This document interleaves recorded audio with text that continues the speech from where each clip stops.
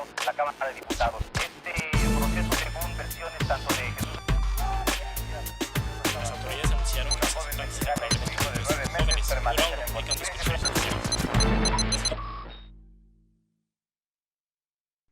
¿Qué óboles? Bienvenidos nuevamente a Cada Siete y con un gran gusto de empezar 2021 con un invitado y amigo de honor, Julio Hernández Astillero, uno de los periodistas más reconocidos en nuestro querido México. Tiene una de las columnas más leídas en todo el país en el periódico La Jornada. Julio, muchísimas gracias por aceptar esta invitación de Cada Siete para hacer un recorrido de lo que fue 2020. Híjole, muchas gracias. Al contrario, Jesús Esquivel, con mucho gusto y con aprecio hacia ti y tu trabajo. Así es que estoy encantado de estar aquí en Cada Siete.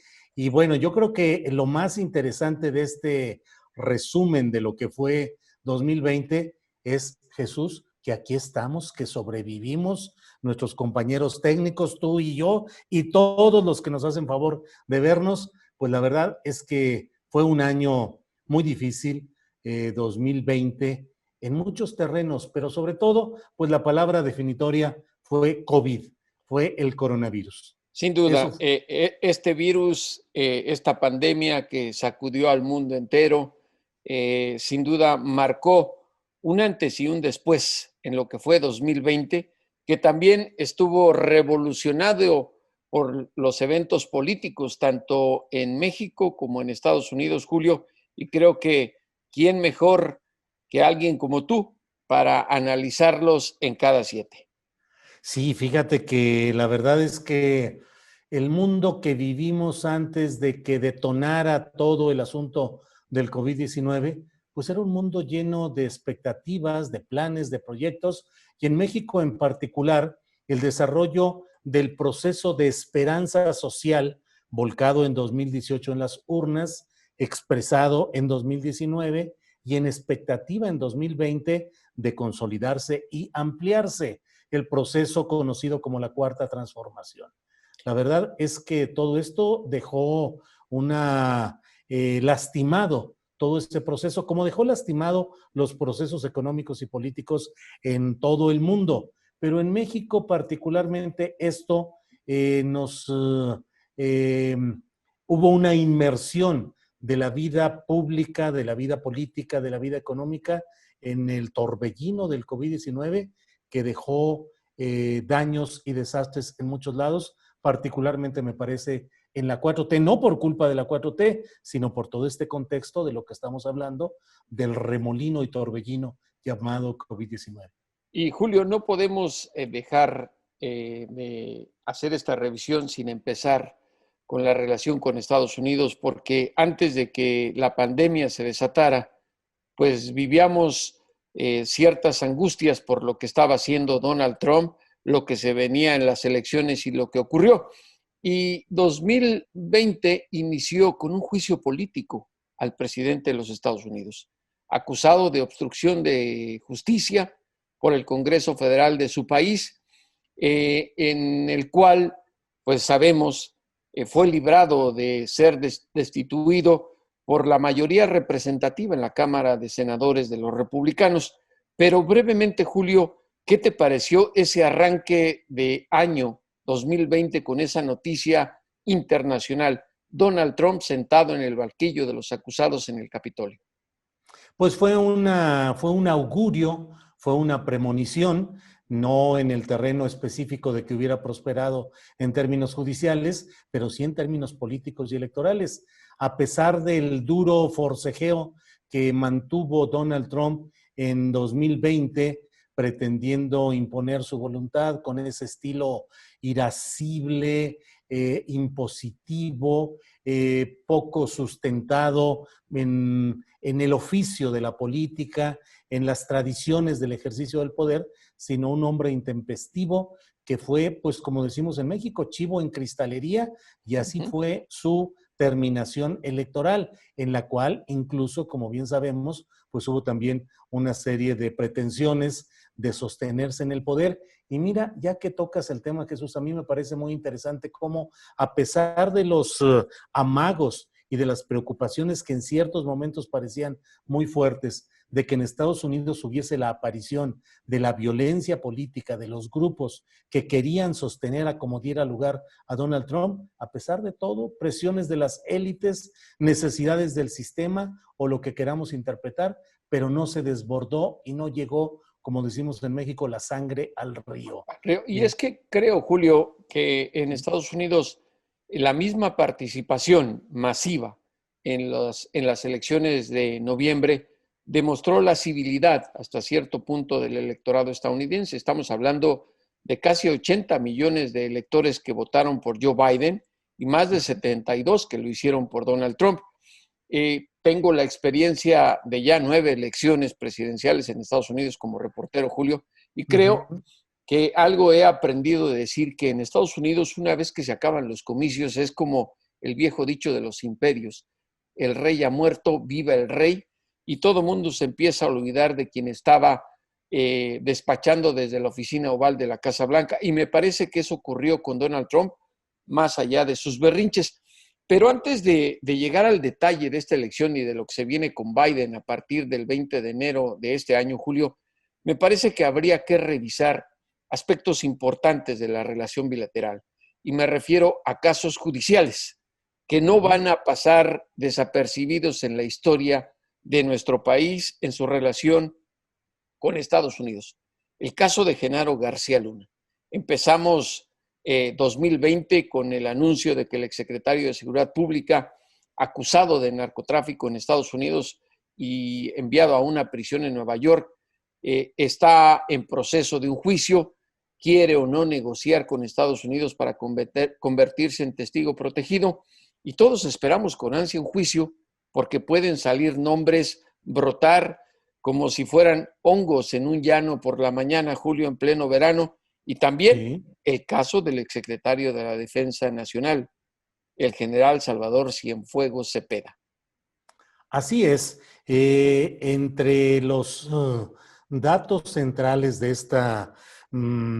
estos terremotos políticos que se fueron sucediendo en México, en la política mexicana, desde luego el caso de García Luna, un caso que alcanzó de alguna manera con sus ondas trepidatorias al proyecto de la pareja de Felipe Calderón y de Margarita Zavala, que deseaban conseguir un nuevo partido político llamado México Libre, y que en medio de los continuos señalamientos de cómo era posible que el entonces ocupante de Los Pinos, Felipe Calderón, no hubiese sabido lo que hacía su virtual mano derecha ejecutiva, que era Genaro García Luna, secretario de Seguridad Pública durante ese sexenio de 2006 a 2012, eso afectó también esa intención, esa tentativa del matrimonio Calderón-Zavala de hacerse de un nuevo partido político. Y que recordarás, perdón que te interrumpa, sí, la ex embajadora de Estados Unidos en México, Roberta Jacobson, empezó a poner en duda justamente eso de que Calderón no sabía. Ella lo dijo en una entrevista, sí sabía, que empezó a sacudir de alguna manera esas ideas que tenía de Calderón de salir librado de lo que implica la cola criminal de García Luna. Sí, con la señora Jacobson efectivamente imprimiendo esas declaraciones y ese impacto en la embarcación de los Calderón Zavala. Y bueno, por otra parte, el hecho de la detención y luego liberación del general Cienfuegos, que fue correspondiente al siguiente sexenio, es decir, con García Luna se tuvo el impacto respecto al sexenio de Felipe Calderón, 2006-2012. Y de 2012 a 2018, cuando fue secretario de la Defensa Nacional Salvador Cienfuegos, pues se dio otro impacto en un año 2020 en un año, Jesús, en el cual hubo pues una feria, un carrusel de pretensiones de testigos colaboradores que pretendían librarse de las sanciones que les correspondían, delatando las complicidades y los entendimientos en los altos niveles de la política mexicana, en este caso con Rosario Robles, otra secretaria de la administración peñista, y con las delaciones anunciadas del exdirector de Petróleos Mexicanos, Emilio Lozoya, y el otro Emilio Cebadúa, oficial mayor mayor. en las secretarías en las cuales estuvo Rosario Sí, Robles. creo que se puso de moda la figura de testigo Sí, cooperante o testigo protegido en los Estados Unidos, que en México es bajo el beneficio del criterio de oportunidad de acuerdo a las negociaciones con la Fiscalía General de la República. Un entorno nebuloso de corrupción, narcocorrupción, tanto en México y en Estados Unidos, que creo volvió a poner sobre la mesa de observación de la ciudadanía la lucha, la bandera del presidente Andrés Manuel López Obrador del combate a la corrupción y a la impunidad, que tenemos varios pendientes en el caso, regresando al tema del exsecretario de la Defensa Nacional. ¿Qué es lo que va a hacer la Fiscalía General de la República, Julio Alejandro Gertz Manero, con las pruebas que tenía en su poder el Departamento de Justicia y que le entregó a la Secretaría de Relaciones Exteriores y ahora tiene el doctor Gertz Manero? Algo tienen que hacer con Cienfuegos Cepeda, ¿qué te parece? sí.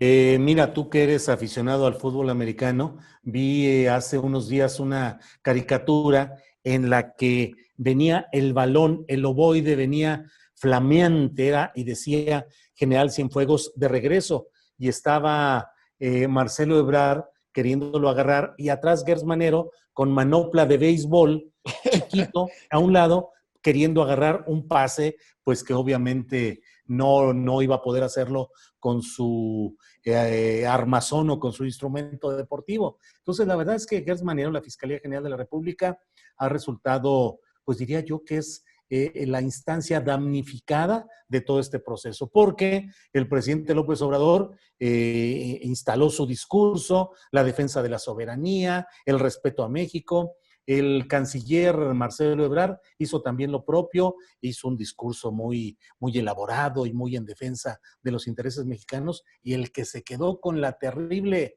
el balón quemante que no va a poder agarrar bien es Gertz Manero, porque no hay las condiciones específicas para que en México pueda darse un proceso libre de especulaciones, de que haya tanto escepticismo respecto a si realmente se puede impartir justicia ante un estamento tan particular como es el de los militares, cada vez con más poder en México, Jesús. Y sobre todo, Julio, creo que la pelota que está del lado de la cancha de Gertz Manero, y parafraseando nuevamente a los deportes, se complica la situación de la imagen que puede dar hacia el interior del país y al exterior del gobierno del presidente López Obrador, porque sin duda, con la repatriación el general y que el Departamento de Justicia decidiera retirarle los cargos, el presidente se echó en el bolsillo garantizada la lealtad de los uniformados de color verde olivo, de todas las Fuerzas Armadas, pero aquí hay algo muy importante. Si no se logra por lo menos imputarle algo al general, no sabemos qué, la imagen que se va a reflejar hacia adentro del país y hacia afuera, allende de las fronteras, es de encubrir la narcocorrupción en las Fuerzas Armadas. Porque Cienfuegos Cepeda no es el primer caso. Te recuerdo, Julio, y tú lo sabes muy bien, por ejemplo, que durante el juicio contra Joaquín El Chapo Guzmán Loera en Nueva York, en donde iba a ser procesado el exsecretario de la Defensa Nacional, narcotraficantes de la talla como el Vicentillo, el hijo del Mayo Zambada, dieron nombres, apellidos y fechas y cantidades de lo que su padre, el capo de capos del cártel de Sinaloa, le entregaba a los generales. Es decir, esto no es nuevo. Algo se tendrá que hacer, insisto, Julio. Sí, de que hay, ¿qué dicen cuando el río suena es porque agua lleva? O sea, no es nada ajeno a la realidad. El hecho de que el echar mano de los militares, de las Fuerzas Armadas, sobre todo los militares, los soldados, no tanto la Marina, según lo que consideran las agencias estadounidenses, pero particularmente el Ejército, en su tarea de acompañar tareas de seguridad pública, de ejecutarlas directamente, pues ha estado expuesto al mismo virus de la corrupción que ha infestado al resto del cuerpo institucional mexicano.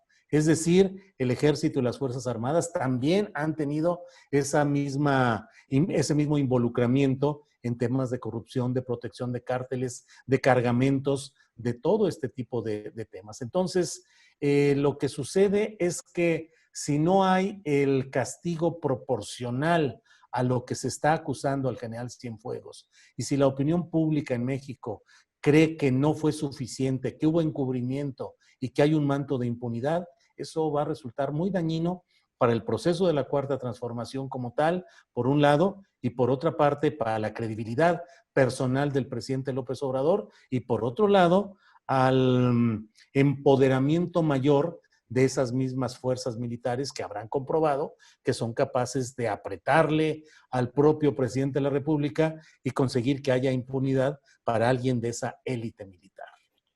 Ahora, los mexicanos, y también tú y yo como periodistas, pues hubiésemos deseado un juicio, como son públicos en los Estados Unidos, porque, digamos, la ansiedad de escuchar otros nombres involucrados en el narcotráfico genera interés de la sociedad mexicana. Esto no porque sospechemos que todos son corruptos, sino porque tenemos un historial de corrupción y narcocorrupción que va de muchos años hacia atrás a la fecha. No va a ocurrir en este caso, pero también existe otra cara de esa situación, y hablando de los criterios de oportunidad. Y vamos ahora con el caso del exdirector de Pemex, Emilio Lozoya, Odebrecht. Fue gran noticia su captura en España y su extradición a México. Y como que la gran desilusión nacional, Julio, me parece, fue que la ciudadanía, después de esperar con ansiedad que finalmente se aplique la justicia, el señor llega a un hospital caro a atenderse, empieza a declarar y se encuentra en una mansión viviendo a todo dar. Esa es la justicia que esperábamos. No ha ocurrido absolutamente nada que tú digas, wow, aunque esté en jaula de oro, el gorrión ya cantó algo que está contando en la lucha contra la corrupción. O por lo menos yo no me he enterado de algo. Dinos, Julio, tú que sabes de toda esta situación, ¿o qué te parece?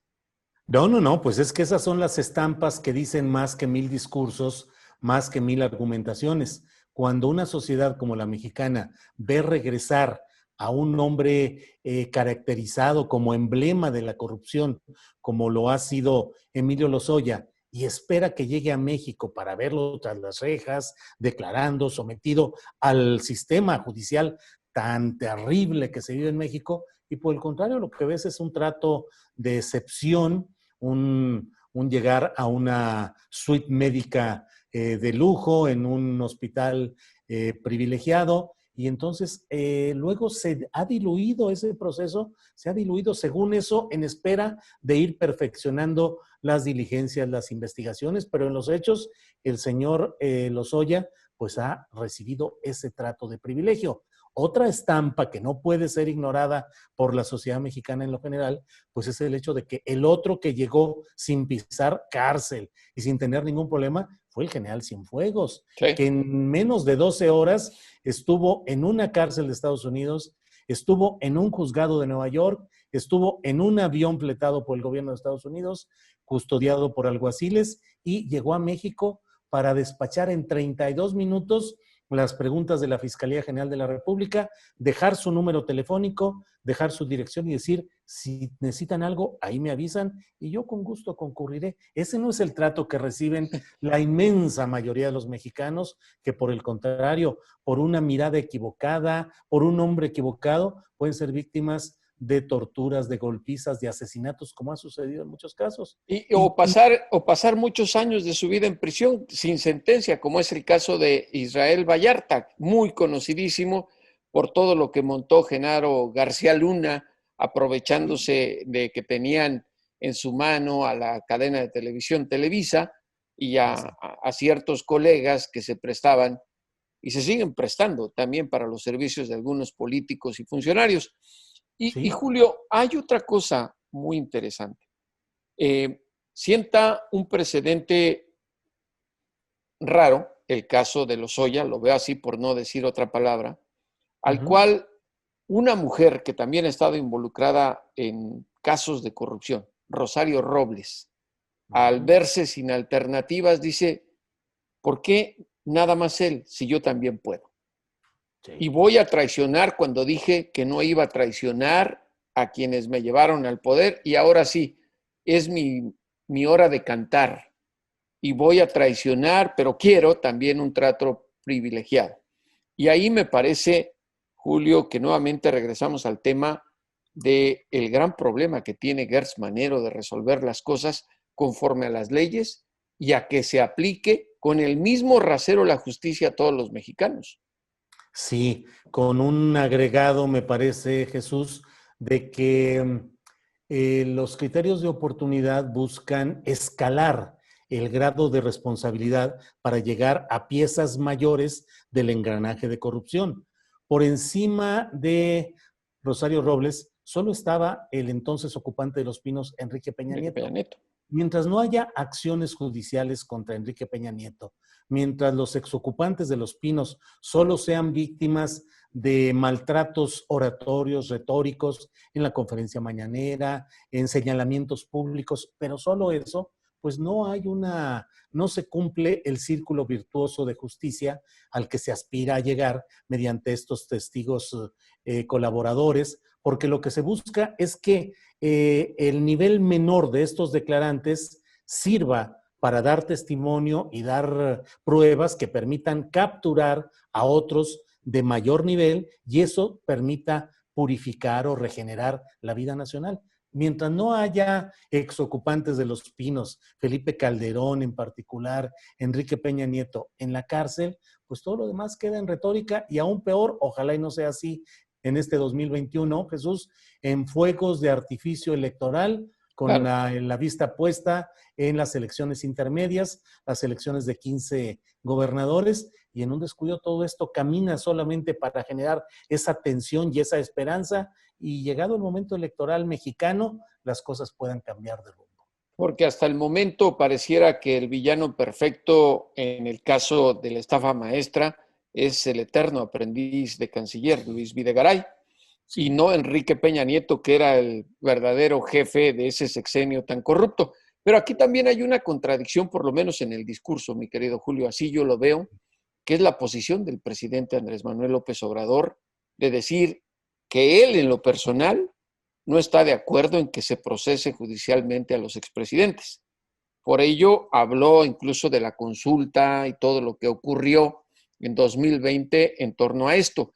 Pero a mí me parece, ahí lo veo como una contradicción del presidente respecto a la lucha contra la corrupción, porque si vamos a poner excepciones, si yo fuera corrupto, digo, ¿y yo por qué no? Es lo que está haciendo Rosario en el mismo caso, ¿no? Rosario Robles, si dice, le están dando trato preferencial a Lozoya Austin, a mí, ¿por qué no? Y claro, los expresidentes de entrada ya se sienten librados por ello. Es una contradicción desde la presidencia. Sí, desde luego, yo he criticado y he señalado eso, que además ha sido un planteamiento sostenido por el propio Andrés Manuel López Obrador desde 2012, cuando fue candidato presidencial por segunda ocasión, también en una conferencia en Acapulco auspiciada por este grupo Autofin, de autofinanciamiento de automóviles y de casas. Ahí habló de eso mismo, de que él no quería perder el tiempo viendo hacia atrás, que tenía que verse hacia adelante. El problema está en que todo esto genera, multiplica las especulaciones acerca de pactos políticos que en su momento permitieron al propio López Obrador llegar al poder con una cauda indudable de votos a su favor, pero también con un sistema político priista que le propuso, le enfrentó a un candidato hecho para perder, como fue José Antonio Meade Curibreña, que ni siquiera era priista, y aún así se le habilitó como si hubiese sido una carta nacida para perder intencionalmente para facilitar ese camino. Igual, Peña Nieto se esmeró en la persecución y el combate judicial contra el principal opositor cercano a López Obrador, que había sido Ricardo Anaya. Entonces, todo eso nos lleva al escepticismo y a preguntarse, como se ha preguntado mucha gente, si existió un pacto político primor PRI-Morena, que permitió esa transición tan tranquila del poder en México y la virtual abdicación de Peña Nieto, que a los 48 horas después de las elecciones ya le estaba dejando el camino libre por completo a Andrés Manuel López Obrador. Y mira, el presidente López Obrador es muy dado a hablar de la historia, a darnos lecciones del por qué es importante el pasado para entender lo que nos está ocurriendo. Y a mí me parece que esa dicotomía con lo que está haciendo con los expresidentes lo vuelve a contradecir, porque pareciera que a él se le olvidó el por qué es importante revisar el caso de Felipe Calderón. Él empezó a militarizar la lucha contra el narcotráfico. ¿Por qué la violencia está en México? ¿Por qué la corrupción está tan arraigada? Pues porque viene de años atrás. Y el decir, no me voy a meter con los expresidentes, es querer bajar la cortina a la tienda, pero sí dar ejemplos de historia en otros casos con la prensa, Julio, que es también lo que me gustaría hablar contigo. Nos ha agarrado como campana de batalla para decir, no me gusta que me critiquen, si me criticas es que eres neoliberal, y es que eres conservador y no me entiendes y estás en contra de mi proyecto, y me parece que ahí se equivoca el presidente. Yo también creo que se equivoca, creo que ha utilizado la tribuna de la conferencia mañanera de una manera excesiva y equivocada. El presidente de México, el presidente constitucional de los Estados Unidos mexicanos, tiene la obligación de representar y gobernar para todos y buscar fórmulas de armonía colectiva que permitan llegar a los fines y propósitos que se plantean. Desde luego, en ese camino hay momentos de choque, de colisión de intereses políticos, pero yo creo que el uso de la tribuna mañanera para señalar específicamente, sobre todo a la prensa, que además, Jesús, pues le ha hecho un gran favor a algunos de los medios satanizados en la mañanera, como Reforma particularmente, un medio por el cual hay que pagar para poder leer lo que ahí se dice, y sin embargo el propio presidente lo ha colocado cotidianamente en su pantalla principal con una gran reproducción, y el señalamiento de articulistas y columnistas como virtuales enemigos de su gobierno solo le ha dado más tribuna y más espacio a esos mismos medios y columnistas a los cuales políticamente el presidente López Obrador debería dejar que se consumieran en sus propios términos. Es decir, no le des tribuna a Reforma, que lo lea quien lo pueda y lo quiera leer, se acabó, igual columnas y señalamientos adversos. Pero hay una proclividad del presidente López Obrador a ese conflicto con los medios de comunicación y aún peor, con los medios de comunicación tradicionales, porque tampoco ve hacia lo que se hace en las redes sociodigitales o en publicaciones de gran calidad periodística, que hay muchas, sobre todo con mujeres participantes, que están haciendo gran periodismo, y que en lugar de que las exaltes y destaques lo que ahí se hace, no, él se centra en estarle dando reproducción a sus críticos y a sus adversarios más feroces. Me parece una gran equivocación. Y ahí quisiera que me dieras tu opinión, Julio, porque me parece que para quienes escuchan y ven cada 7 es importante tener una voz con autoridad como la tuya. Me parece que es incluso hasta cierto punto arriesgado el ejercer el periodismo con objetividad ahora en México, porque tanta gente que adora y sigue al presidente López Obrador, si ve que lo cuestionas, aunque esté justificada tu investigación periodística, te conviertes en el objetivo de críticas, ataques y amenazas, que incluso me hace recordar el caso de gente que por años vivió a costa del chayote y se convirtió en periodistas millonarios y multimillonarios, que ya nadie los toca, y ahora incluso han volteado la palestra y hablan bien del presidente y ya nadie los toca. Y alguien que ejerce el periodismo de objetivo, como tiene que ser, sin cortapisas, cuestionando al gobierno, que es nuestra tarea como informadores, de pronto amaneces hasta con amenazas de muerte, Julio. Es ahora muy arriesgado ejercer el periodismo objetivo, sobre todo cuestionando al presidente López Obrador. Sí, es uno de los grandes retos que lo fue en 2020, lo va a seguir en 2021 y creo que a lo largo de todo el sexenio del presidente López Obrador, la existencia, no hablo de cuentas robotizadas, que desde luego que esas abundan en las redes sociodigitales y que más o menos las detectas porque tienen los mismos planteamientos, hay ciertas formas de percibir cuando son cuentas robotizadas. Pero hay otro segmento muy importante de personas que de manera genuina creen que es su obligación combatir todo aquello que critique o que se oponga a ciertas políticas del presidente López Obrador, y en ese camino se llevan, arrollan, embisten a quienes hacen crítica o señalamientos, y lo peor es eso que tú dices, que de verdad, Jesús, yo lo veo, sonrío y digo, bueno, pues así es la vida. Verdaderos pillos de administraciones anteriores que practicaron el peor de los periodismos y ahora simplemente con sumergirse en la pila bautismal del obradorismo, creen que ya salen redivivos. Y luego lo peor, Jesús, es que hay gente que reprocha a lo que uno dice o a lo que uno escribe, te contraponen a esos personajes. Oye, fulanito de tal ya dijo, ya expresó eso así. Ese es un auténtico periodismo, no como tú, chayotero, mentiroso, vendido, no te llegó el cheque, bla, bla, bla. Y dices, si supieran, si conocieran las historias de algunos de esos personajes que ahora están reivindicando solo porque ellos, tramposos y engañadores, pues se están envolviendo en la bandera del poder en turno. Y el poder es pues a favor de López Obrador y a echarle bronca a todos los que no estén en esa línea. Camaleónicos como los políticos de nuestro país, mi querido Julio. Y mira, por espacio de tiempo, quiero abordar otro de los temas, por cuestión del tiempo. Tú sabes que estos programas tienen una limitación y si no, los productores nos agarran de las orejas. Y hacen bien. Vamos a hablar de un personaje sobre la pandemia que surgió en México, el subsecretario Hugo López-Gatell, que se convirtió en la gran figura de la 4T en esta época de pandemia, que empezó minimizando de alguna manera la magnitud que iba a tener COVID-19 en términos de contagios y de fallecimientos. Creo que sus cálculos fueron rebasados por lo que decían otros científicos, epidemiólogos y médicos fuera del país. ¿Qué nos pasó, Julio, con COVID-19?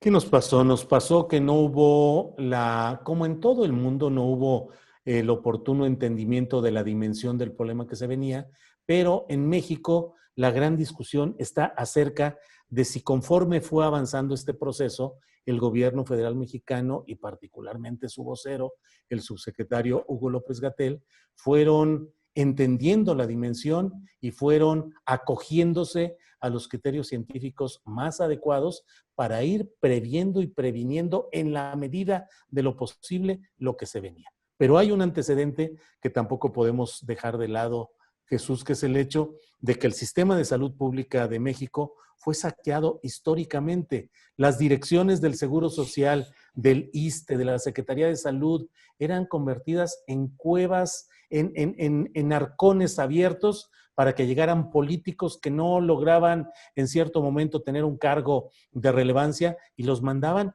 virtualmente a que robaran y a que hicieran negocios, concesiones, tranzas, todo tipo de arreglos, robarse el dinero de todo el sistema público de salud. Y eso hizo que el propio gobierno de López Obrador, ante la inminencia de las cifras duras de lo que era la evolución del COVID-19, pues planteó una estrategia que fue la de ir sobrellevando las cosas, la de ir manteniendo un optimismo en cuanto a que ya pronto se puede corregir esto, vamos avanzando. Bueno, el presidente de la República llegó a decir que ya se había domado la pandemia.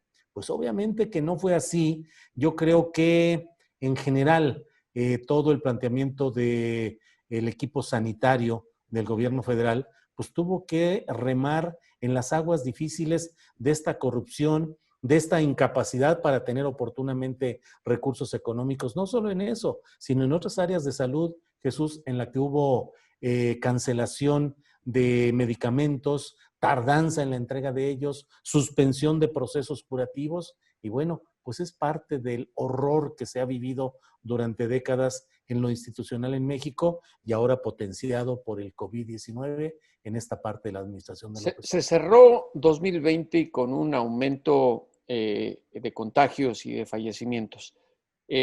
Sería tonto, desde mi punto de vista, culpar de todo al gobierno. Creo que nosotros los mexicanos tenemos una corresponsabilidad increíble por nuestra manera de ser, por nuestra cultura, nuestra típica respuesta ante las cosas de, no va a pasar nada, están exagerando, y que somos demasiado pachangueros, Julio, y no nos resistimos a quedarnos encerrados. ¿Crees que en algún momento, ya ahora en 2021, cuando esté la vacuna, esperemos que pronto, y garantizada y probada, la sociedad mexicana haga una reflexión al comportamiento que tuvimos ante un problema tan grave de salud pública? Fíjate que creo que en este caso se vive la polarización parecida a lo que se vive en materia política y partidista. Una porción de los mexicanos cree a pie juntillas en lo que diga el presidente López Obrador, como lo diga, como lo haga, y en las discusiones en las redes sociales te dicen yo soy obradorista por siempre y me importa un comino lo que tú digas. Y del otro lado están los polarizados del otro lado que reprochan, critican cuanto pueden y como sea de la conducta del presidente López Obrador, de su familia, de sus acciones políticas, de todo. Igual en este tema del COVID-19 hay personas que simple y sencillamente no aceptan la existencia, la viabilidad de este virus, que lo atribuyen a factores de control social o político, o simplemente, pues la palabra dominante en muchas cosas en México, el valemadrismo, de decir, pues mira, ya si nos tocó, y si va a llegar, ahora sí que para morir nacimos, así es que ni modo. Y la gente ha seguido en 2020 en reuniones, en pachangas, en festejos, a pesar de todas las evidencias. Y hay otro segmento que se está cuidando y que repele mucho la indolencia y la irresponsabilidad del otro segmento, pero ahí están las cosas caminando. Quienes dicen, pues si me va a dar, que me dé, y se acabó. Y quienes se cuidan mucho, y algunos de ellos, a pesar de todo, caen víctimas de esta terrible enfermedad, Jesús. Y del valemadrismo. Julio, ¿estarías de acuerdo en que fueron 4 puntos los dominantes de 2020, o por lo menos esa es mi percepción? La narcocorrupción, la corrupción política, la crisis económica y la crisis de salud pública. Sí, de acuerdo. Yo creo que son los elementos que dominaron el escenario público de 2020 y al final de 2020 la intensa preparación de las campañas electorales para los comicios intermedios de 2021, que creo que también van a definir un nuevo perfil de correlación de fuerzas y de viabilidad de proyectos. Ahí se va a jugar una buena parte. Yo creo que Morena va a mantener el poder en la Cámara de Diputados, que va a ganar la mayoría de las gubernaturas, pero creo que no será de manera tan arrolladora como fue en 2018 y que a partir de las elecciones de 2021 vamos a entrar en otra dinámica y otro rol que puede implicar cambios en la correlación de fuerzas de los partidos y de los posicionamientos empresariales, opositores y también del ánimo de quienes apoyan a la 4T. Aprovechando tu amistad y este tiempo que nos diste para cada 7, 2 últimos puntos. Sí, a la orden. Joe Biden, el nuevo presidente de los Estados Unidos, que asumirá el poder en unos días, este 20 de enero. ¿Qué podríamos esperar de él? ¿Cómo lo ves tú para México y la nueva relación con un gobierno, con un presidente que fue a Washington cuando todo el mundo le decía no vaya, y que incluso se atrevió a comparar a Donald Trump con George Washington, cuando antes lo había comparado con Adolfo Hitler en ese famoso libro del presidente López Obrador? Mira, yo creo que la reconformación de las relaciones entre México y Estados Unidos va a tener el componente de que la visión y el equipo de Biden está pensando en lo que dijo en 2020 el propio Joe Biden, que fue en el sentido de estar dispuesto Estados Unidos a liderar el mundo, es decir, a tomar nuevamente el papel activo en la influencia, la injerencia en la política internacional contra el arrinconamiento o el nacionalismo, es decir, el encerrarse en lo nacional de Donald Trump. Eso puede implicar para un gobierno mexicano como el de López Obrador, que también ha apostado a ese nacionalismo y a trincherarse en lo interno, puede generar un choque, creo yo, entre las visiones de los globalistas y los nacionalistas. Y creo que puede haber puntos de discordia en materia de cuestiones laborales, de cuestiones ambientales. Creo que se va a destensar un poco la obligación impuesta por Trump a México de convertirse en la migra 4T, es decir, de tener la barrera de contención a quienes vienen de Centroamérica mediante la Guardia Nacional de México. Creo que ahí aflojará un poco esto, pero por otro lado creo que no solo en cuestión de personalidades o por haber reconocido o no oportunamente el triunfo de Biden, sino creo que por visiones distintas va a haber una descolocación del enfoque que ya tenía muy trabajado México con López Obrador respecto a Trump y ahora con la presidencia de Joe Biden. El último punto, mi querido Julio, tiene que ver con los deportes. El 25 de noviembre se murió Diego Armando Maradona. Sí. Un día terrible, porque la verdad es que Maradona era no solamente el gran jugador de fútbol que muchos vimos, que disfrutamos con escenas imborrables, memorables, sino además a mí siempre me ha llamado la atención la característica de su postura política, de no ocultar su afinidad con gobiernos como el de Fidel Castro, como el de Hugo Chávez, que en su momento y en su circunstancia, esas posturas y declaraciones de la genial pelusa Maradona, pues le llevaron a confrontaciones con los segmentos opuestos a estos gobiernos. Finalmente, Maradona fue un hombre que sostuvo sus convicciones y su congruencia con su origen en un barrio pobre, marginal de Buenos Aires, en Argentina, y mantuvo una postura con sus claroscuros de los cuales en alguna ocasión me llamó mucho la atención que él decía que en momentos muy difíciles de su vida, de hundimiento de su vida, salía a flote viendo al Chavo del Ocho y todo, al Chespirito y todo lo que había ahí. Me pareció un hombre profundamente sensible y con los claroscuros propios de todo ser humano. Un dios en la cancha y un ser humano con todos sus altibajos en la vida. Además él reconocía que la fama, el dinero lo llevaron a los vicios, nunca los ocultó. En algún momento sí lo hizo, pero después ya se volvió muy abierto de lo que tenía. Y mira lo que son las casualidades. Se murió un 25 de noviembre, fecha en que también falleció Fidel Castro. Así es, fíjate lo que son esas coincidencias, así es Jesús. Bueno, Julio, pues muchísimas gracias por esta conversación tan amena e interesante en Cada Siete y esperamos más adelante poder volver a contar contigo. Y como siempre, a quienes nos ven y nos escuchan, síganos en todas las plataformas que tiene Cada Siete. Y ahora sí, cierro con el pedido de siempre.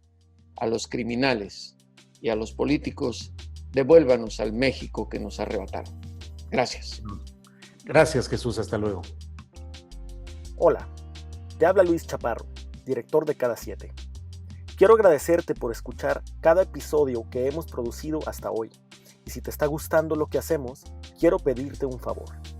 Entra a nuestra página en patreon.com/cada7 y haz una donación. Por más pequeña que sea, nos ayudará muchísimo a seguir produciendo este podcast. Además, tendrás algunos beneficios que encontrarás descritos en nuestra página en Patreon. Te dejo la liga en la descripción. Muchas gracias.